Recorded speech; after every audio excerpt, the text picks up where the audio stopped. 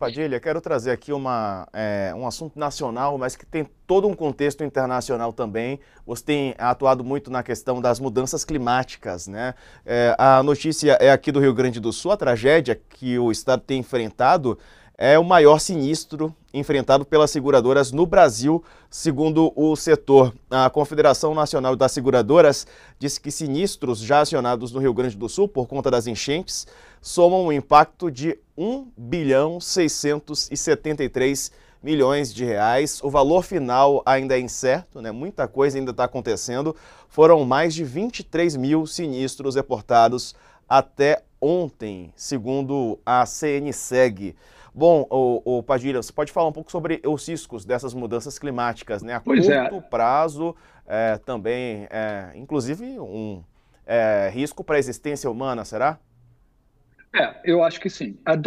Em curto, bom, primeiro, eu recentemente conversei com um professor de Colômbia chamado Cotan, ele atua na área financeira e ele tem uma equipe botando preço no global warming. Quanto custa para sobreviver ao global warming se a gente não conseguir limitar o aumento da temperatura? Conversei com ele longamente, é, com o time dele em Colômbia e o preço que eles colocaram para a temperatura subir 1,5 graus é 30 trilhões de dólares, a economia inteira dos Estados Unidos em 15 anos. Isso é mais que 10 vezes a economia do Brasil inteira. Não existe esse dinheiro. Então, evidentemente que a gente vai ver cada vez mais custos para seguradoras. Aqui na Califórnia, por exemplo, por causa do fogo, da possibilidade de ter incêndios periódicos nas montanhas, até perto de Los Angeles, tem várias seguradoras que não seguram as casas. Você não consegue segurar a casa. O preço para segurar a casa é muito maior. O custo, a gente está vendo agora, é um pedacinho do que a gente vai ver nos próximos 100 anos. Tem dois perigos de curto prazo nesse processo. Um chama-se o Gulf Stream, é uma corrente Gulf Stream de água quente do Atlântico, que, à medida que a salinidade, a concentração de sal na água oceânica cai, com o derretimento das geleiras, ela fica cada vez mais fraca.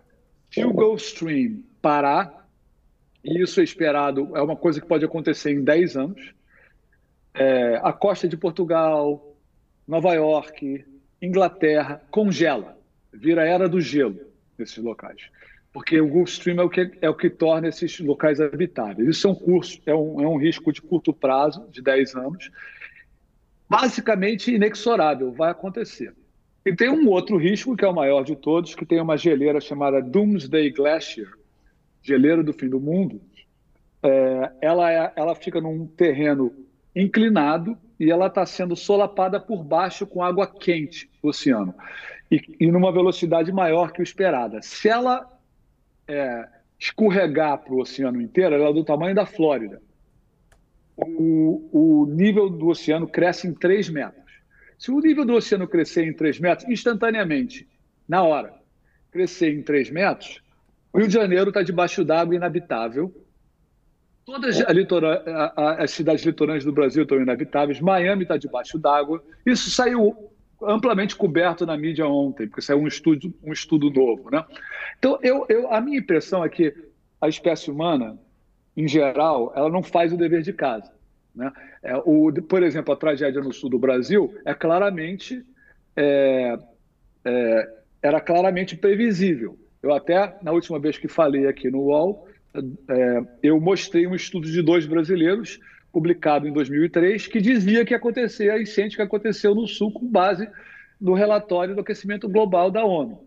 Então, assim, a gente não faz o dever de casa. Eu acho que a humanidade, em geral, não está fazendo, nem nos Estados Unidos, né? Por exemplo, o Trump, essa semana, foi acusado de ter oferecido cancelar projetos verdes do governo Biden e diminuir as restrições à exploração de petróleo para poder receber dinheiro de campanha. Quer dizer, os políticos pensam no curto prazo, o lobby do petróleo é superativo porque eles têm muito dinheiro, e até no Brasil, quer dizer, o que seria no Brasil o equivalente aos empresários de Houston que sentaram com o Trump? Seria Petrobras. Petrobras é uma empresa gigante importante no Brasil que pressiona, os políticos adoram a Petrobras, não preciso lembrar ao ouvinte por que os políticos adoram a Petrobras, nós sabemos, né?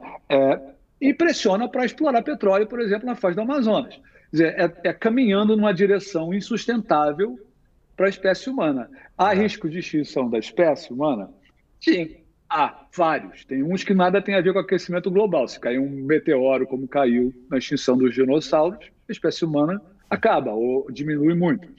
O aquecimento global, segundo o Al Gore, e vários estudiosos, aumenta muito a chance de grandes guerras. Porque você imagina regiões costeiras inteiras com o mar subindo 3 metros, imagina seca, desabastecimento, população de peixe no mar caindo, fome, a chance de ter guerra é muito maior. E a gente não pode negar que a humanidade, como existe hoje, tem um monte de ditador sentado em arsenal nuclear, um apontado para o outro. Verdade. Então, há um risco de ter uma tragédia nos próximos 100 anos? Né? Pelo menos agora, no Brasil, infelizmente aconteceu essa tragédia, mas era inevitável e vai acontecer de novo, é inevitável que vai acontecer de novo, a gente está acordando para esse problema. Né? Sakamoto.